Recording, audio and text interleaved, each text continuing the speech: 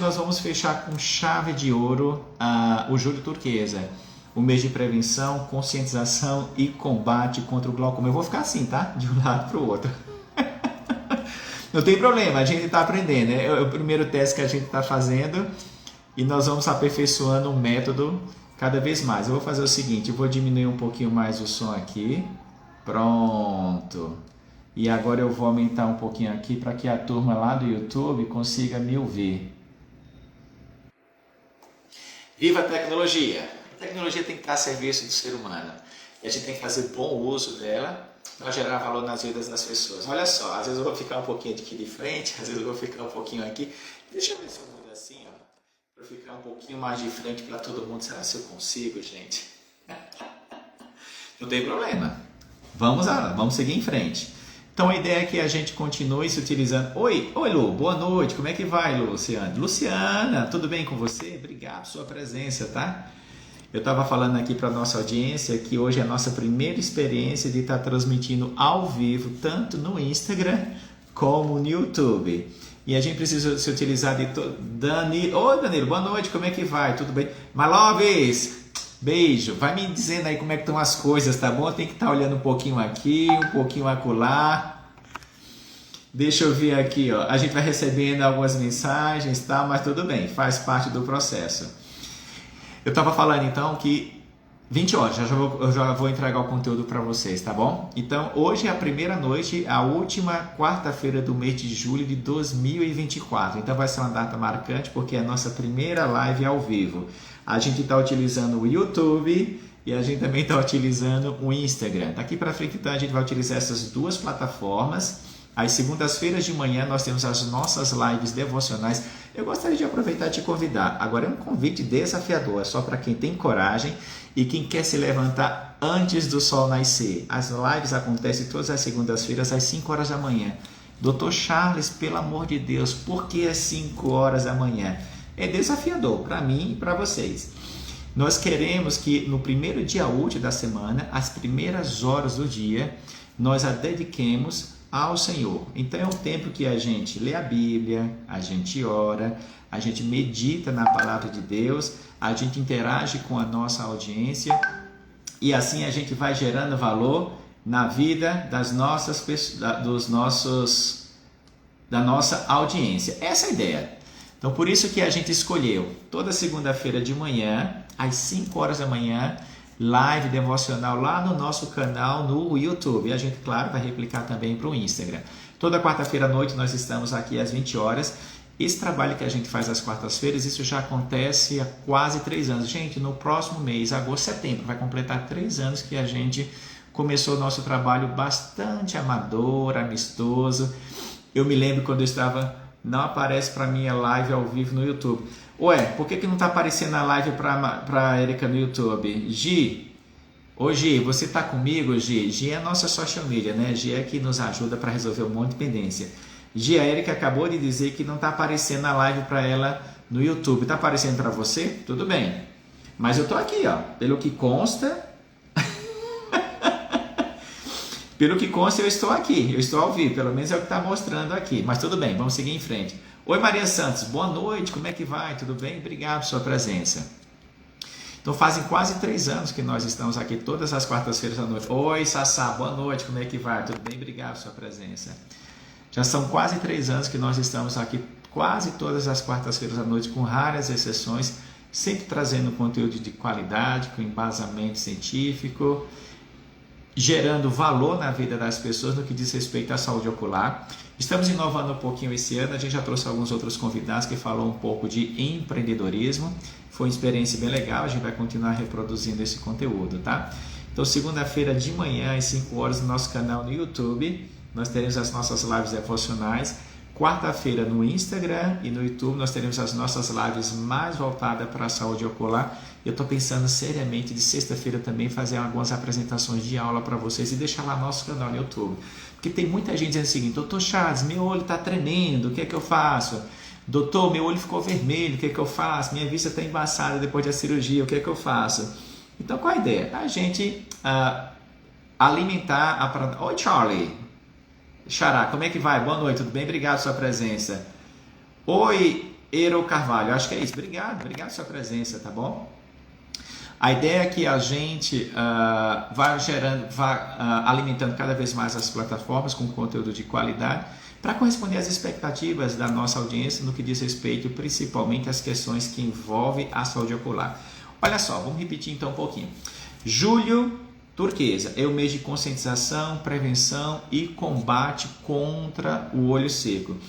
E é interessante que essa campanha ela começou em âmbito internacional em 2017. Existe uma organização chamada TIFOS, que é a Sociedade de Superfície Ocular e Olho Seco. Lá em 2017 eles disseram o seguinte: olha, a gente precisa... Oi, Julie, boa noite, obrigado pela sua presença. A gente precisa conscientizar a nossa população com relação à questão do olho seco. Mas aqui no Brasil a gente já vinha trabalhando com essa questão também do olho seco, a importância da gente conscientizar a nossa população. E nós temos aqui a APOS, que é a Associação dos Portadores de Olho Seco, da qual eu fiz parte. Oi, Denis, boa noite, como é que vai? Tudo bem? Da qual eu fiz parte da diretoria há mais ou menos 20 anos atrás. Então, a questão do olho seco para a gente que gosta muito de superfície ocular, ceratocone, córnea, cirurgia refrativa e catarata, a gente já lida com essa demanda há bastante tempo. E tem muita gente que é portador de olho seco moderado, intermédio e grave que precisa de um cuidado maior. Então, como fazer para que informações preventivas cheguem ao maior número de pessoas? Através de uma associação. E nós tivemos a grata satisfação de fazer parte do início dessa associação. A gente saiu por São Paulo afora fazendo muito trabalho de divulgação. Foi uma experiência bem interessante. E nós estamos aqui então revivendo esses tempos e compartilhando nossa experiência com vocês. Vamos continuar então falando de olho seco. Por que olho seco? Oi, Zenilva, não é isso? Z, como é que vai? Boa noite, tá? Obrigado pela sua presença. Por que falar de olho seco, gente? Por que olho seco é importante? Alguns dados epidemiológicos. Nós temos aproximadamente 745, quase 750 milhões de pessoas portadoras de olho seco no mundo. E em termos de Brasil, nós temos aproximadamente 18 milhões. O que acontece? É bem provável que os números sejam maiores do que isso que eu acabei de falar para vocês. Agora, a subnotificação tem diminuído, mas ela ainda existe. E nem sempre os centros de pesquisas conseguem colher uma informação que consiga abranger todo o território nacional para a gente ter um número mais fidedigno. Por pelo menos 18 milhões de brasileiros têm olho seco e 750 milhões de pessoas no mundo também são portadoras de olho seco. E é importante falar desse tema, sim, porque o olho seco, dependendo da sua intensidade, ele pode comprometer a qualidade de vida de uma pessoa, tá bom? Dr. Charles, a gente mesmo tendo lágrima pode ter olho seco? Pode. Vamos lembrar para vocês, então, eu sempre lembro para vocês como é que funciona o nosso olhinho, não é verdade? Então, olha só, na frente da córnea nós temos a primeira camada óptica, que é formada pelo filme lacrimal. Do ponto de vista didático, o filme lacrimal tem 3 camadinhas, a camada mais externa, a camada intermediária e a camada mais interna.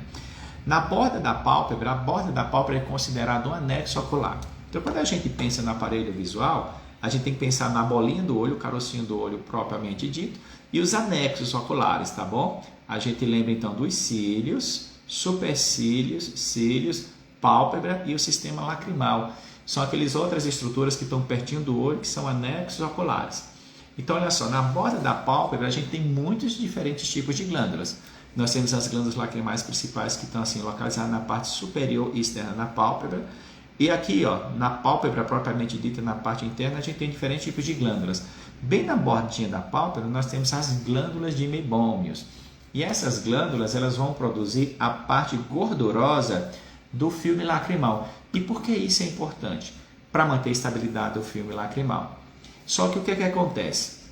A principal causa de olho seco no nosso meio é a evaporação da lágrima. Essa camada mais externa formada por gordura, produzida pelas glândulas e meibômios, elas acabam então ficando instável, a lágrima então evapora e o paciente tem olho seco. Então assim, do ponto de vista didático, a lágrima tem 3 camadinhas, a camada mais externa, camada de gordura, produzida pelas glândulas imebômias. Nós temos mais ou menos umas 20, 25 glândulas na pálpebra inferior e umas 25 a 30 glândulas aproximadamente na pálpebra superior. E elas estão assim, elas estão localizadas de maneira vertical. A disposição anatômica é de maneira vertical na borda da pálpebra. As glândulas imebômias produzem então a parte gordurosa. As glândulas lacrimais principais produzem a parte intermediária da lágrima, que é formada basicamente por água, por eletrólitos e uma série de substâncias que vão manter a superfície ocular protegida e umedecida. Mas 90% da parte intermediária é formada de água. E a camada mais interna, que a gente chama de camada de mucina, formada pelas glândulas que estão localizadas na conjuntiva, que são as glândulas caliciformes, que vão produzir a camada mais interna da lágrima. Camada mais externa, gordura, glândulas imebômias. Camada intermediária, a mais grossa, água, formada pelas glândulas lacrimais principais. E a camadinha mais interna, camada de mucina, produzida pelas células caliciformes. E o que é olho seco?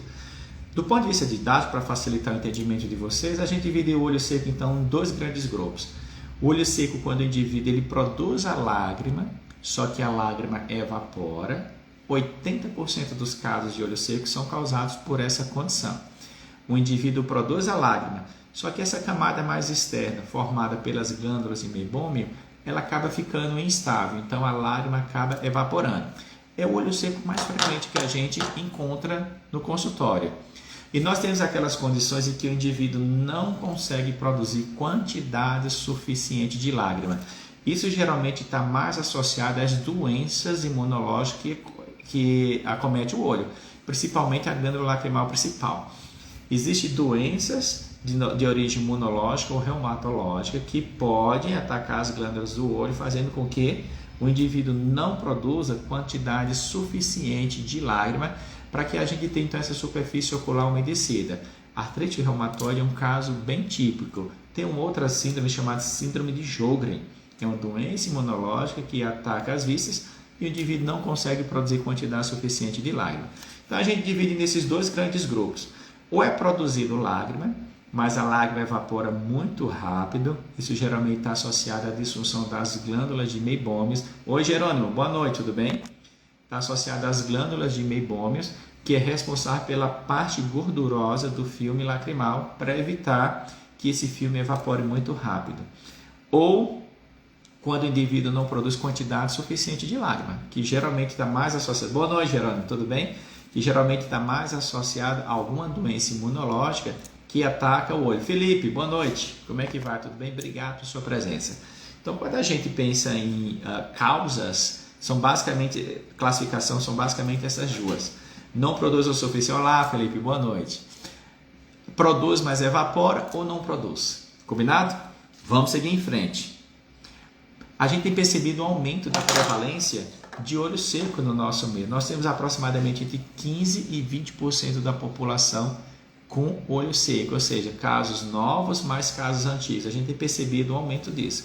Principalmente porque nos últimos tempos, depois da revolução digital, quem é que hoje numa grande metrópole, ou mesmo uma cidade do interior, uma cidade um pouquinho mais afastada, não usa computador? Quem que consegue hoje não ficar sem computador, celular? Há quem diga os pais que têm filhos pequenos em casa. Jesus Cristo, se a gente parar para pensar que desafio é a gente conseguir manter as crianças distantes da tela. Isso é uma coisa que realmente acaba contribuindo também para essa evaporação mais rápida da lágrima. Então, olha só, quando a gente pensa em quais são os fatores que estão mais associados à instalação da condição do olho seco, eu vou citar alguns deles para a gente lembrar. Por exemplo, as mulheres em geral tendem a ter com mais frequência olho seco. Sabe por quê, pessoal? Com o envelhecimento natural, as ruguinhas vão aparecendo, o cabelinho vai ficando branco. E por causa da diminuição dos hormônios femininos, existe então uma frequência maior nas pessoas do sexo feminino. Então as mulheres em geral, principalmente após a menopausa, acaba tendo um número maior de portadoras de olho seco. O envelhecimento natural, aí para ambos os sexos, tá bom? As glândulas lacrimais já não conseguem produzir a quantidade necessária de lágrima, continua produzindo, mas como o corpo como um todo, ele vai dando sinais de envelhecimento natural. e não consegue então corresponder àquelas expectativas da necessidade, né? Então, o paciente geralmente com um pouco mais de idade, ele costuma ter olho seco. Por quê? Envelhecimento natural da glândula, tá bom? E olha só, no consultório existe uma estimativa que aponta que aproximadamente 25%, desculpa, 25% dos pacientes que procuram consultórios, eles têm algum grau de olho seco. É interessante isso, né? E os pacientes que são usuários de lente de contato, olha só, pelo menos a metade dos pacientes usuários de olho seco, de lente de contato, eles têm olho seco. A lente de contato, a gente tem falado ao longo do tempo, é uma excelente opção para corrigir óculos ou lente de contato. Mas para corrigir a lente de contato é uma excelente opção para corrigir o problema de grau, assim como os óculos. Mas a lente de contato, como o próprio nome diz, ela fica em contato direto com a córnea.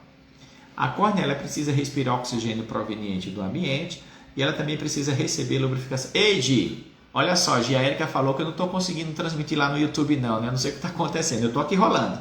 Mas tudo bem, hoje é um teste, vamos seguir em frente. No Instagram, graças a Deus, está tudo caminhando bem. Então, a lente de contato, como o próprio nome diz, ela fica em contato direto com a córnea. Isso diminui a oxigenação e lubrificação.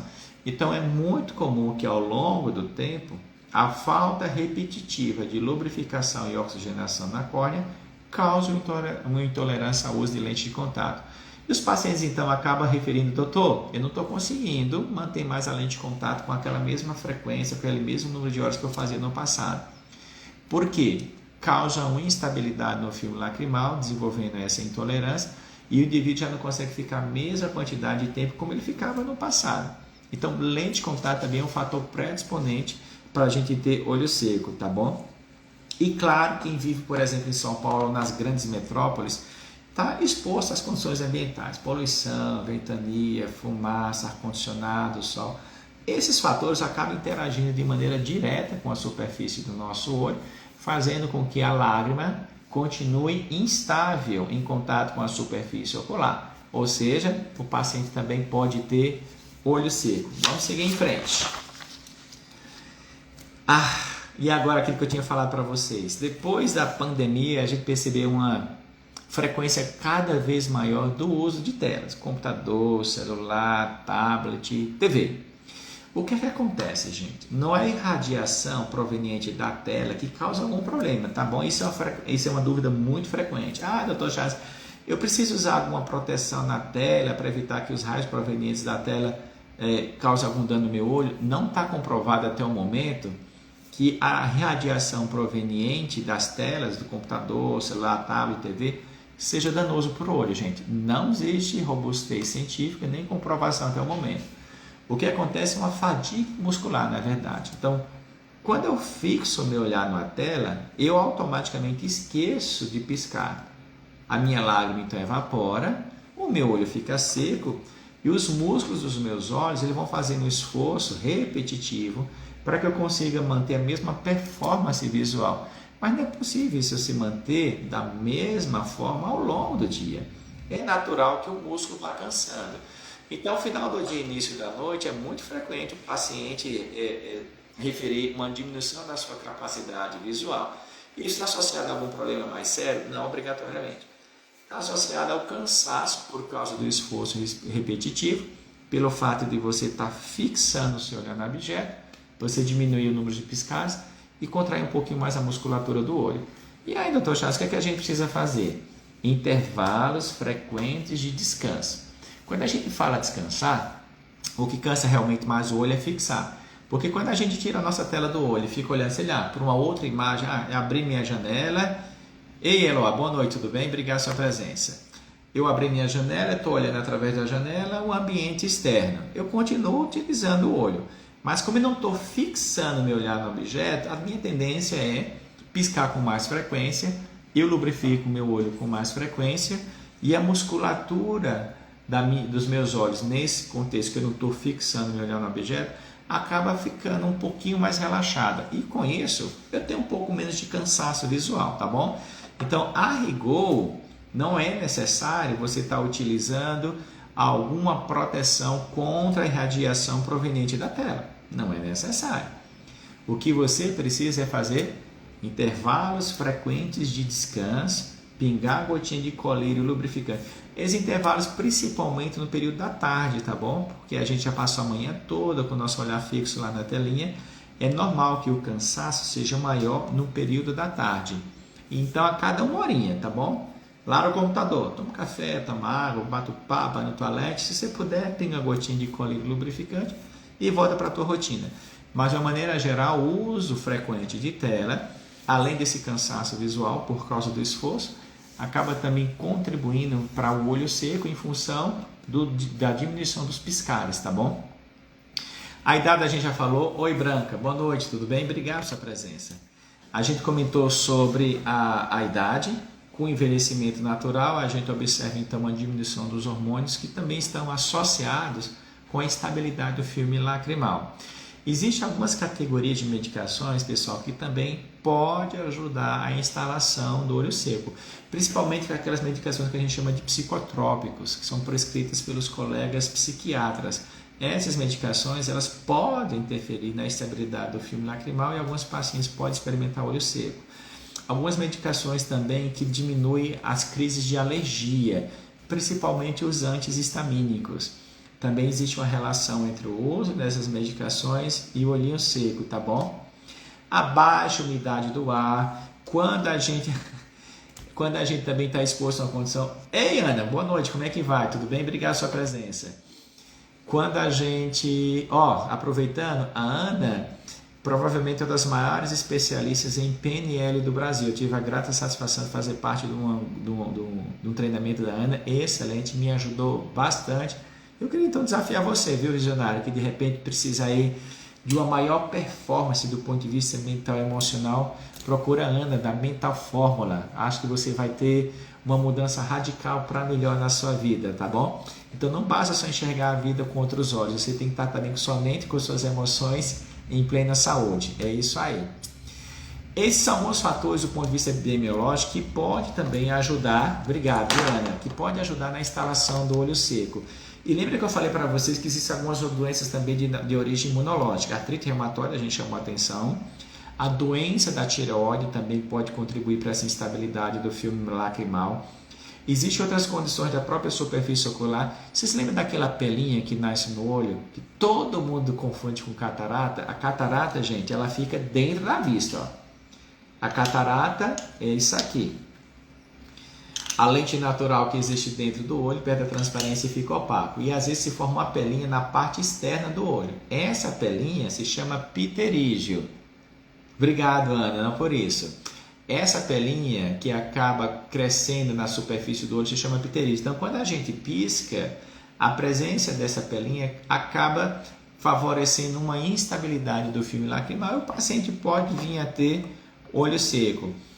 E usa aquelas medicações que a gente tinha falado para vocês, os antidepressivos, os antihistamínicos e alguns corticosteroides também, que são medicações muito boas que a gente utiliza de uma maneira geral no exercício da medicina, mas que ela pode contribuir para a instalação do filme lacrimal. Meu Deus do céu, eu não paro de falar e já se passaram 22 minutos, é muito rápido, olha só. Então, quando a gente pensa em olho seco, o que acontece? Ou eu não estou produzindo uma quantidade suficiente de olho seco, essa é a menor quantidade dos pacientes portadores dessa doença, ou eu produzo, só que o olho seco, a lágrima acaba evaporando por instabilidade do filme lacrimal. E acredita-se que fatores inflamatórios podem estar associados nesse ciclo, tá bom? Esse ciclo, então, acaba fazendo com que ou eu não consiga manter essa estabilidade, ou eu não produza suficiente. Dr. Charles, como é que a gente faz diagnóstico de olho seco? Eu vou falar para vocês que, assim, eu acredito que muita gente deve ter algum grau de olho seco leve, porque a gente vive num ambiente atroz, vocês concordam? Poluição, ventania, fumaça, ar-condicionado, sol, carpete, tapete, cortina, bichinho de pelúcia, pessoas que usam tabaco, pessoas que usam cigarro, que é uma droga considerada lícita, pode também desenvolver olho seco. O uso constante de computador, celular, tablet, TV, o envelhecimento natural com a diminuição dos hormônios, o uso de algumas medicações, tudo isso, gente, acaba contribuindo para a gente ter um pouquinho de olho seco. Os olhos secos leves, de uma forma geral, não gera muita preocupação, que eu acho que a grande maioria das pessoas tem. A gente precisa ter uma maior atenção, um olhar mais especial para os pacientes que são portadores do olho seco moderado ou do olho seco grave. Então, como é que a gente dá o diagnóstico? O paciente então vem até o nosso consultório, exame de rotina. Geralmente os olhos secos leves, o paciente quase não refere muita queixa. Mas o paciente vem, doutor, vem fazer meus exames de rotina. Para quem não é um subespecialista, que faz, por exemplo, como eu, faz cirurgia refrativa, cirurgia catarata, cirurgia de córnea. Oi, Guilherme, boa noite, como é que vai? Obrigado pela sua presença. Então, assim, a causa mais comum de consulta oftalmológica é problema antigral. Isso é o que a gente mais percebe em termos práticos no dia a dia no consultório oftalmológico, tá bom? E a segunda causa subdiagnosticada, aquele que a gente falou no início da live, é o olho seco. Então, muita gente tem olho seco e às vezes não tem.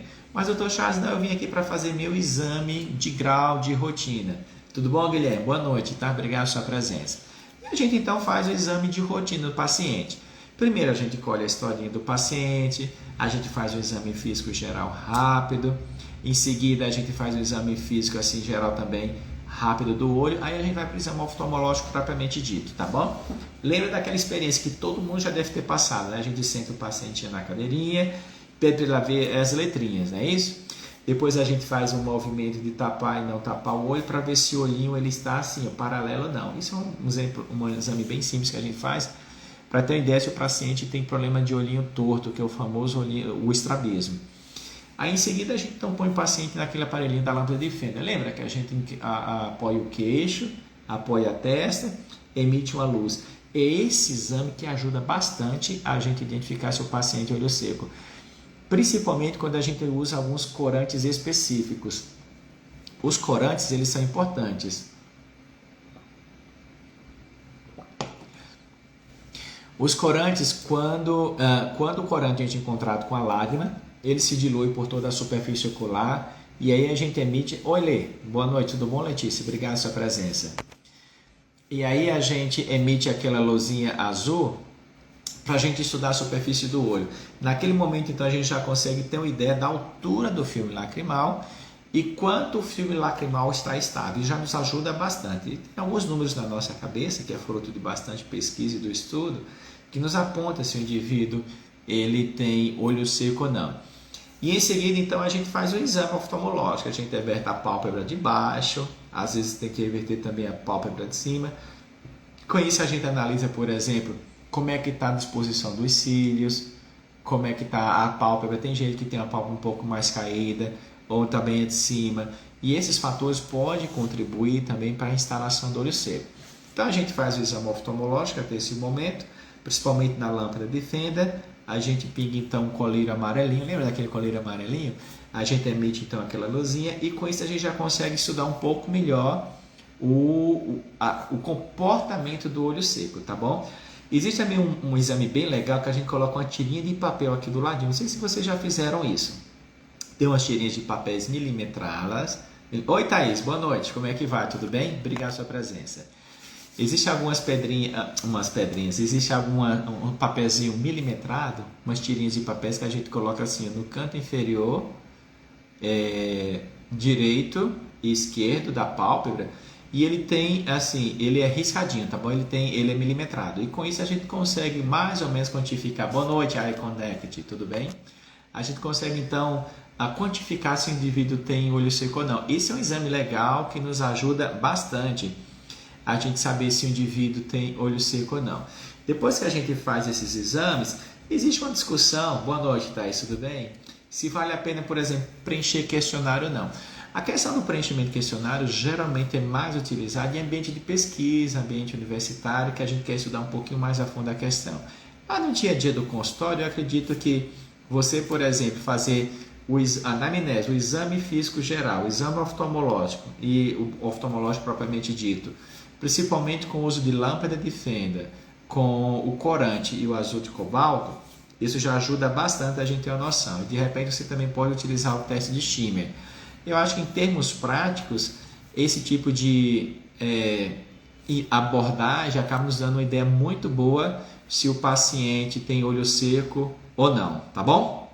E depois então a gente tem aquelas gotinhas de colírio para dilatar a vista. Lembrando que dentro no olho, a gente tem essa parte do olho que se chama pupila, é a parte que dá cor ao olho, se chama íris. No centro da íris nós temos a pupila, que é esse orifício central que vai controlar a quantidade de luz que entra dentro do olho. Quando a gente então... Doutor José, boa noite, obrigado pela sua presença. Quando a gente pinga as gotinhas de colírio com dupla função, a gente então vai abrir bem grande a pupila para examinar a retina. É fundamental, viu, gente? Fazer sempre esse exame de rotina quando for submetido ao exame oftalmológico. A gente então vai estudar a parte de trás do olho, a retina como um todo, aquele gelzinho que a gente tem aqui dentro. Vamos estudar a retina com especial atenção para a mácula e para o nervo óptico, que são estruturas importantes dentro do olho. A gente aproveita e relaxa a musculatura aqui, ó, da periferia do olho para a gente encontrar o grau real das vistas, tá bom? E com isso, então, a gente tem uma noção se o paciente é portador de olho seco ou não. Então, a gente vai classificar se o olho seco é leve, é moderado ou grave. Então, a depender da classificação, a abordagem terapêutica vai ser um pouquinho diferente. Doutor Charles, como é que a gente trata a doença do olho seco? Olha só, eu lembro que semana passada o Dr. Sérgio Quitico estava aqui conosco e eu me lembro que eu fiz uma comparação. Isso às vezes acontece. Não é tão infrequente o paciente chegar com aquele sacão, gente, cheio de colírio dentro do saco. Vocês acreditam? Olha, Dr. Charles, o senhor hoje é a quinta opinião que eu vim pedir, porque eu já passei com fulano, beltrano, cicrano e tal, e eu infelizmente não percebi que minha condição ocular melhorou. Então é muito frequente a gente precisar trabalhar com a conscientização do indivíduo com relação ao olho seco. Primeira coisa que a gente precisa fazer, então, fazer o exame normal de oftalmológico. Se for necessário, pedir alguns exames complementares também. Uma vez que você tem certeza que o paciente é portador de um olho seco, por exemplo, moderado, a primeira coisa que a gente precisa fazer é conscientizar o paciente da natureza do problema.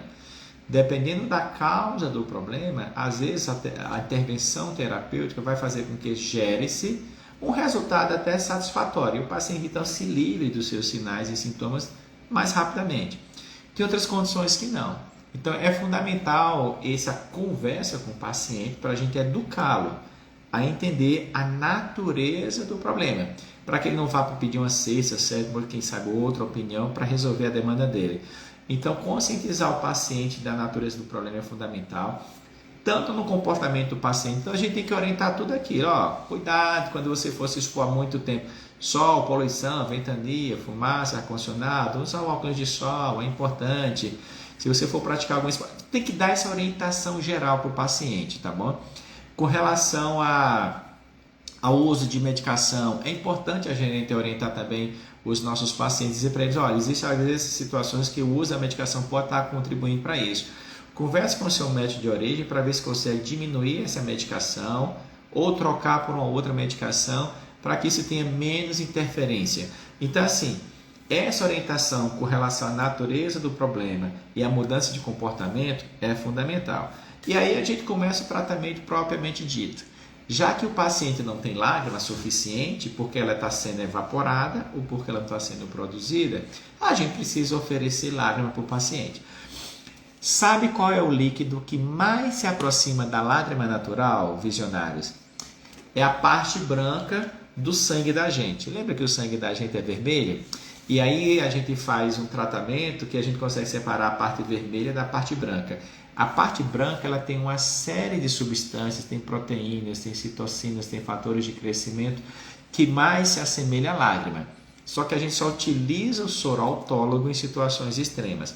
De uma maneira geral, os casos leves, a gente pode utilizar colírio lubrificante, de preferência sem conservante, ou géis lubrificantes, também de preferência sem conservante. Geralmente isso acaba ajudando bastante.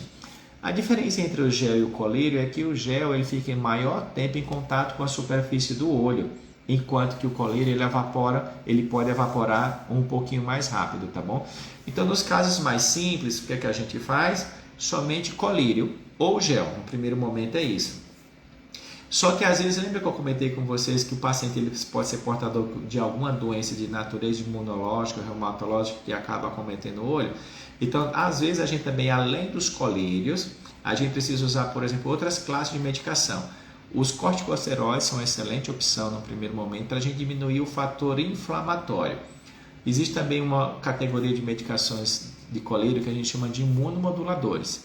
como a ciclosporina, o tracolimus, que são medicações importantes também que a gente utiliza para diminuir a inflamação da maneira geral do olho, tá bom? Então essas medicações são aquelas que a gente usa com mais frequências do ponto de vista clínico. Mas claro, quando a gente não consegue um resultado satisfatório no tratamento clínico, a gente precisa o quê? Fazer cirurgia. Existe uma gama de cirurgia que a gente pode fazer. Desde, por exemplo, obstruir os pontos lacrimais inferiores para diminuir essa evaporação. Às vezes a gente também pode... Sabia que a gente pode tirar um pouquinho de glândula salivar, colocar no olho, porque a lágrima, a saliva tem uma proximidade química com relação à lágrima. Existe transplante de glândula salivar, a gente põe no olhinho e a gente melhora, por exemplo, a produção da lágrima. Isso é uma coisa legal. Às vezes a gente também precisa fazer transplante de membrana amniótica. Lembra a placenta, que no passado a gente pegava tudo e jogava no lixo? A placenta tem alguns constituintes que podem ser aproveitados também e a gente pode aplicar no olho para melhorar a condição de olho seco. Existem outras situações que a gente precisa fazer também umas cirurgias, que fecha assim a periferia da pálpebra para a gente diminuir a exposição da superfície ocular. E com isso a gente melhora também a condição do olho. E hoje em dia quando eu falo, já não faz tanto tempo, dos últimos anos para cá, a indústria farmacêutica tem colocado no mercado também muitos outros aparelhos que são disponíveis para ajudar no funcionamento, por exemplo, das glândulas da pálpebra. Eu confesso que é um ótimo, eu também acredito que é uma boa opção, porque vocês lembram daquele tratamento quando o paciente tem aquelas caspinhas na borda da pálpebra? O que é que a gente faz? O que é que a gente fala para eles? Vai para casa, mistura shampoozinho com água, aplica na borda da pálpebra para manter a limpezinha. Tem alguns pacientes que aderem ao tratamento, tem outros pacientes que não. E aí esse outro tratamento sugerido pela indústria é uma ótima opção. A gente deixa o pacientinho lá, tem várias opções no mercado. O que a gente quer, na verdade, a gente encaixa então a borda da pálpebra dentro do aparelhinho e o aparelhinho ele pode ajudar a pálpebra a voltar a funcionar um pouco melhor, expulsando aquele conteúdo que estava dentro da pálpebra que não estava funcionando de maneira adequada. Então a gente também tem essa opção disponível no mercado para, pelo menos do ponto de vista clínico, a gente tratar o paciente quando só colírio gel, só lubrificante gel, lubrificante colírio não está funcionando, ou corticóide, ou imunomodulador como tracolimus ou a ciclosporina também não está funcionando de maneira adequada. Essa também pode ser uma opção interessante que a gente deveria utilizar, tá bom? E se isso não resolve, então finalmente a gente precisa fazer as cirurgias. As cirurgias, de uma maneira geral, elas geralmente estão reservadas para os casos de olho seco severo. Então, por exemplo, existem algumas categorias de doenças como Steven Johnson, eu já tive a oportunidade de trabalhar bastante com esse tipo de paciente. Steven Johnson, pemphigoide, xeroderma pigmentoso, são doenças extremamente difíceis porque nós temos uma causa sistêmica de origem imunológica que ataca o olho de maneira muito severa e destrói parte das glândulas que são responsáveis em produzir os diferentes constituintes da lágrima, e aí o paciente tem olho seco. Tratamento clínico nesses casos por si só não são suficientes. A gente também precisa fazer cirurgia. Meu Deus do céu, visionários, já se passaram 40 minutos e eu preciso encerrar a live. Eu não sei se alguém que está presente conosco tem alguma dúvida, alguma pergunta, de repente eu chamo alguém para a gente conversar, tirar uma dúvida. E eu queria deixar então assim claro, Tassiana, acho que é isso, né? Tassiana, boa noite, obrigado, viu? Obrigado pela sua presença. Então, olha só, eu queria que vocês guardassem essa última mensagem. O olho seco ainda é uma condição subdiagnosticada, não é nem sempre o seu diagnóstico valorizado e o seu tratamento nem sempre também é adequado. Tem muitos pacientes que são portadores de olho seco e às vezes o tratamento pode ficar um pouco a desejar porque não foi identificado a causa. Isso é uma coisa importante, tá bom? Para ter um sucesso no tratamento da doença, a gente obrigatoriamente precisa identificar a causa. Aí facilita bastante a nossa vida com relação ao olho seco. E eu acredito que o mais importante é a prevenção. Lembra que a gente tem falado para vocês que a saúde da visão começa com a prevenção. Mas doutor Charles, eu não estou sentindo nada. Mesmo você nada sentindo pelo menos uma vez por ano, passe em consulta com seu médico oftalmologista. A gente está aqui à disposição em São Paulo.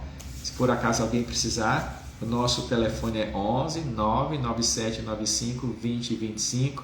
Vili, boa noite, como é que vai? Obrigado pela sua presença, tá bom?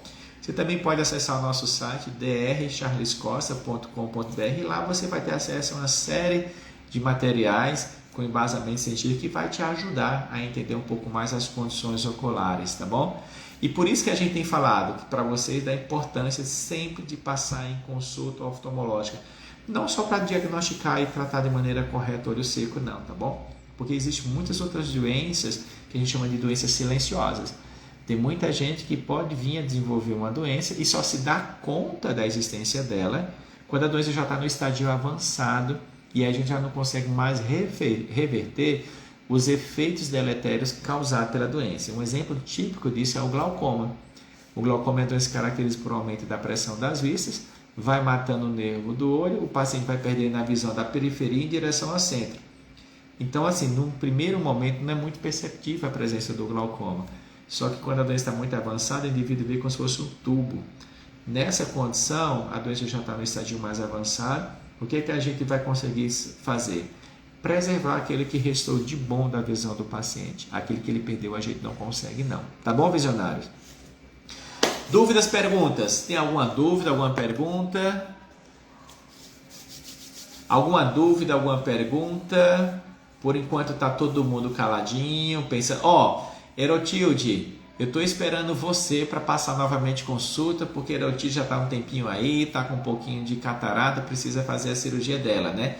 Guilherme está aí, o Vili está aí, Thaís está aí, tem um monte de gente aí. Eu gostaria, gente, então vamos fazer o seguinte, já se passaram o quê? Mais 40 minutos. Eu gostaria de mais uma vez agradecer a presença de vocês, a fidelidade de vocês estar conosco todas as quartas-feiras à noite, aqui na nossa super live. E estamos então encerrando com chave de ouro, Júlio Turquesa. Marcelo, boa noite, obrigado pela sua presença. O que fazer nesse tempo que está seco? Vire, olha só, importante essa pergunta. Hidratação natural é fundamental. Nos períodos que estiver fazendo muito sol, a gente precisa então diminuir a nossa exposição à luz solar excessiva. Como é que a gente faz isso? Um óculos de sol é interessante. Um bonezinho também é interessante. E se você puder usar colírio lubrificante sem conservante, isso também pode ajudar. A hidratação natural é importante não só para manter a lubrificação do olho, mas principalmente para manter as células do corpo da maneira geral hidratadas. Óculos de sol, um bonezinho, simplesmente como fosse uma barreira física para diminuir a exposição da superfície ocular aos raios ultravioletos, porque uma vez que os raios, olha só, gente. Então, quando o raio vem, ele interage com a primeira camada. E quem usa muito computador, já vou responder. A luz vem e interage com a primeira camada do olho, a primeira camada óptica, que é a lágrima. Então, quando a luz bate na lágrima, a lágrima evapora. O olho, então, fica seco. O que eu preciso fazer? Colocar alguma coisa entre a luz ambiente e a superfície do olho. Um óculos de sol, um bonezinho, isso ajuda. Pinga o colírio lubrificante, toma um pouquinho mais de água. Olha só, Dr. Charles, e para quem usa muito computador, deve fazer paradas e usar colírio também? Deve sim. Olha só, isso é uma pergunta muito frequente. Eu até vi, eu comentei isso no início. O que causa desconforto quando a gente está usando as telas não é irradiação proveniente das telas, tá bom? Não é isso.